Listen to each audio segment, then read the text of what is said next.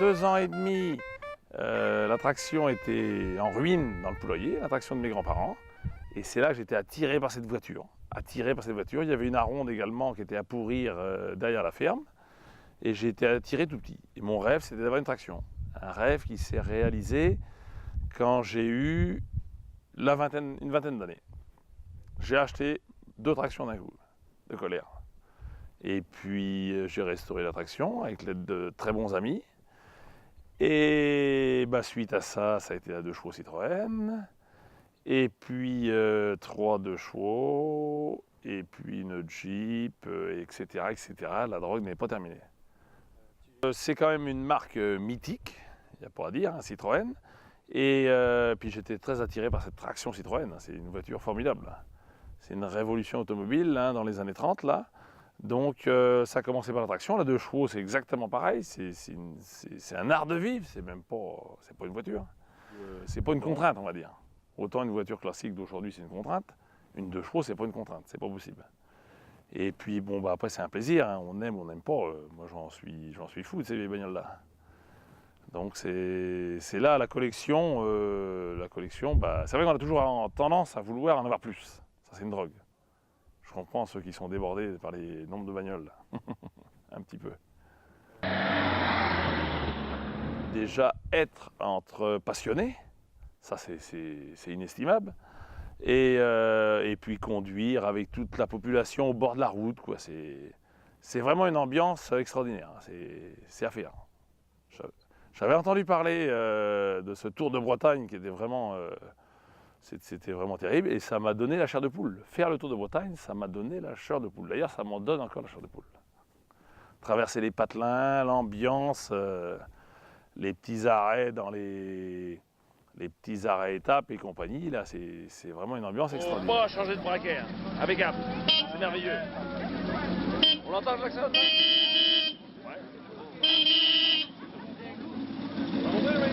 Bon, j'ai récupéré un bigoudin. Yeah. Non mais je veux bien prendre le bigoudin, mais la bigoudin. Et la bigoudin. Alors en plus, nous on est partis donc à plusieurs équipages là. Donc entre les camarades chanteurs, joueurs de musique et compagnie là, c'est une ambiance formidable. Ma mère, je le veux, il me laisse son ruban bleu. Je laisse son ruban bleu, ma mère, je le veux. Les amis, c'est très important. Hein. Ah, c'est très important. Si j'enlève mes amis, là, c'est un petit peu plus tristounet. Hein. Bon, mais moi, en général, si je fais un Tour de Bretagne seul, je serai seul dans les premières minutes et j'aurai quelques amis à la fin du Tour de Bretagne. C'est obligatoire. C'est obligatoire. La passion et l'échange. Pouvoir échanger avec d'autres personnes, discuter. Alors, c'est un des rassemblements où il y a le plus de panache de voitures, totalement différent. Donc l'intérêt, c'est d'essayer de retrouver ce qui fait plaisir, quoi. Et de discuter avec les gens, de comparer, il y a un échange formidable. Alors j'ai qu'un souhait, c'est que le Tour de Bretagne ne s'arrête pas.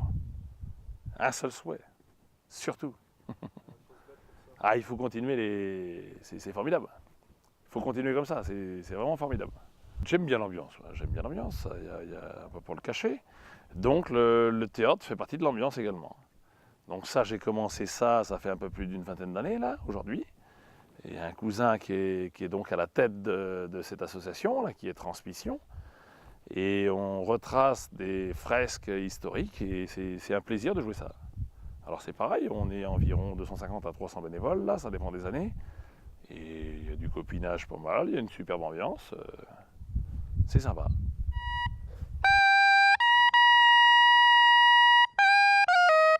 C'est vrai que des fois, on est un peu fou, nous, des fois. C'est vrai que la voiture, on y cause, quoi, des fois. On y cause, la voiture. On a l'impression qu'elle nous écoute. Une voiture comme ça, elle a des yeux, elle me regarde et m'écoute. Surtout quand on roule puis qu'on est un peu chaud, quoi. C'est vrai que des fois, on rentre le samedi soir tard, on y cause à la voiture, c'est quand même plus facile. Puis au moins, on s'ennuie pas. Surtout quand il n'est pas de bonne heure. Il était question d'une petite chanson? Bon, il y a une petite chanson qu'on répète souvent, nous, à Casson, qui est presque devenue l'hymne de Casson. Les jeux bretons la connaissent par cœur. C'est un pas de 7. Ceux qui veulent danser, ils peuvent danser. 1, 2, 3, 4, 5 et 6 et 7 et 1, 2, 3, 4, 5 et 6 et 7, 1, 2, 3 et 1, 2, 3, tra la la la la la la la l'air, 1, 2, 3 et 1, 2, 3, tra la la la la la la la la, ma maîtresse, la véloto, les années folles.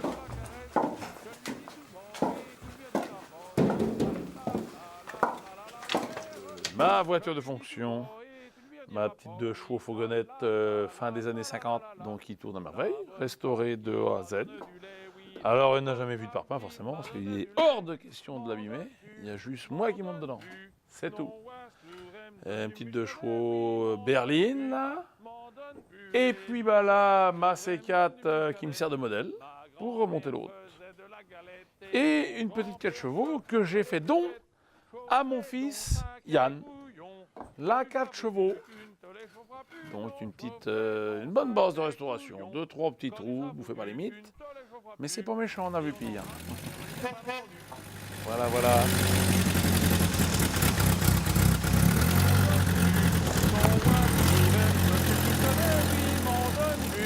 M'en donne plus et non Astouré me donne du muscadet.